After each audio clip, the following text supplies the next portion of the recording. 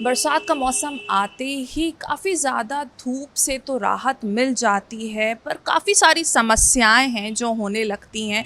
ज़्यादा बरसात होने पे जो है बाढ़ जैसी समस्या आती है, और बाढ़ जैसे जैसे घटने लगती है उसके बाद जहाँ पे भी ठहरा हुआ पानी रहता है वहाँ पे तरह तरह की बीमारियाँ भी होने लगती हैं, जैसे कि डेंगू।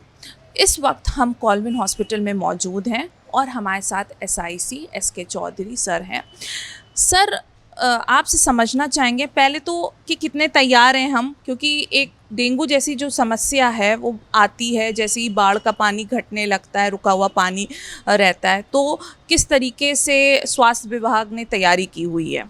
देखिए, प्रमुख सचिव चिकित्सा स्वास्थ्य महोदय के निर्देश जैसा ही निर्देश हमको प्राप्त हुआ था, उसके क्रम में क्योंकि अब गर्मी का मौसम, गर्मी कम हो रही है, बरसात हो रही है, और बरसात में जब होती है तो पानी इकट्ठा होता है जगह जगह, तो उसको दृष्टिगत रखते हुए हमने अपने चिकित्सालय में हमने अलग से वार्ड बना रखा है, आइसोलेशन वार्ड, जिसमें मेरे पास 25 बेड हैं।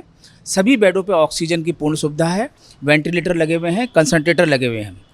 हमने एक डॉक्टर्स की टीम भी गठित कर ली है डेंगू को देखते हुए, और उस टीम में फिजिशियन, पीडियाट्रिशियन, एनेस्थेटिस्ट और ईएमओ और मैं स्वयं। और हमने इस ईएमओस को निर्देश भी दे दिया है, अगर कोई मरीज इस तरह का आता है बुखार का या उसको बदन में दर्द है तो तत्काल उसको भर्ती करके इन्वेस्टिगेट किया जाए। मैं ये कहना चाहूँगा कि अगर इस तरह का कोई मरीज आता है तो हमारे अस्पताल में पूर्ण तैयारियाँ हैं। सभी दवाइयाँ, जो भी लॉजिस्टिक्स वगैरह हमें ज़रूरत पड़ती है, मौजूद है। सभी उस वार्ड में मैंने हमारी स्टाफ नर्सेज 24 घंटे रहती हैं, सारा स्टाफ मैंने पोस्ट कर रखा है। तो और टेस्ट की हमारे वहाँ पूर्ण रूप से खून के टेस्ट की सुविधा है।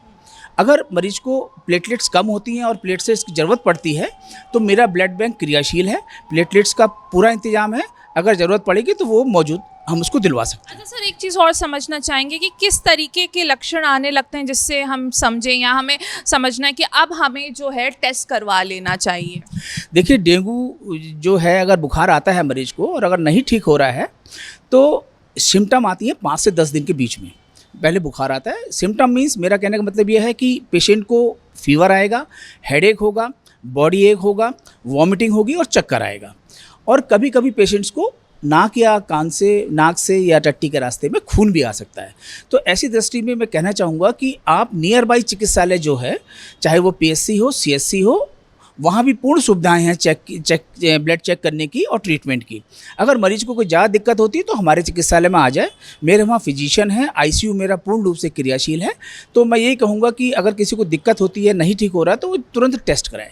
सर, हम चाहेंगे हमारे दर्शकों को आप ये भी बताएं कि किस तरीके से वो अभी अपना बचाव कर सकते हैं, और क्योंकि कहा जाता है कि जो डेंगू का मच्छर है वो जो दिन का समय होता है उसमें ज़्यादा एक्टिव होते हैं और वो काटते हैं, तो इसमें किस तरीके से बचाव किया जा सकता है? बहुत अच्छा सवाल है आपने, ये मेन सवाल है। मेरा यहाँ कहना चाहूँगा कि डेंगू का मच्छर दिन में काटता है तो सबसे पहले तो आप पूरे आस्तीन की कमीज पहने, पैर को ढक के रखें। अगर आप बाहर बैठते हैं तो उसमें भी आप पूरा शरीर आपका ढका हो, वो एक प्रिकॉशन। दूसरा कि घर में अगर जैसे फ्रिज है या कूलर है तो उसमें पानी इकट्ठा ना हो, क्योंकि ये पानी में पनपता है, और पानी नहीं हो तो ज़्यादा अच्छा है। और अगर कहीं आपको लगता है कि फ्रिज में या कहीं पर पानी रखा हुआ है तो उसको तत्काल हटा दें। बाहर की चीज़ें ज़्यादा ना खाएं। कोई भी समस्या हो तो तत्काल चिकित्सक से संपर्क करें। एक चीज़ और, क्योंकि अब सर स्कूल खुल गए हैं तो स्कूल के बच्चे स्कूल जाते हैं, तो वहाँ पे किस तरीके से जो पेरेंट्स हैं, जो माँ बाप हैं, किस तरीके से तैयारियाँ उनकी कर दें, या कोई क्रीम या तेल या ऐसा कुछ लगा के भेजा जा सकता है? नहीं, देखिए, आईसी जो है, जैसा सरकार काफ़ी कुछ कर रही है, जगह जगह वीडियोज़ आ रही हैं कि क्या करना है, क्या नहीं करना है। वीडियो हैं, ऑडियो हैं, ये सब चल रहा है बाकायदा। तो स्कूलों में भी इसको चलवाया जाए जिससे जागरूकता लगे लोगों को क्या हो रहा है। जगह जगह वीडियो, ऑडियो चलाई जाए। और पेरेंट्स तो को चाहिए कि बच्चे को जब भेजें तो मैंने आपको बताया फुल आस्तीन का उसको कमीज पहनाएं, और कहीं ऐसे तालाब वालाब के आसपास ना जाए बच्चा, बाज़ार की चीज़ ना खाए रखी हुई। यही प्रिकॉशन लेने पड़ते हैं। तो देखिए, इस तरीके से जो छोटी छोटी चीज़ें हैं उनका ख्याल करते हुए हम अपना बचाव कर सकते हैं, और डेंगू जैसी बीमारी जो फिर धीरे धीरे जो है वो और ज़्यादा घातक हो जाती है, तो उससे इस तरीके से बचाव किया जा सकता है। वीडियो जर्नलिस्ट संजीव मिश्रा के साथ अनम फातिमा, भारत एक्सप्रेस, प्रयागराज।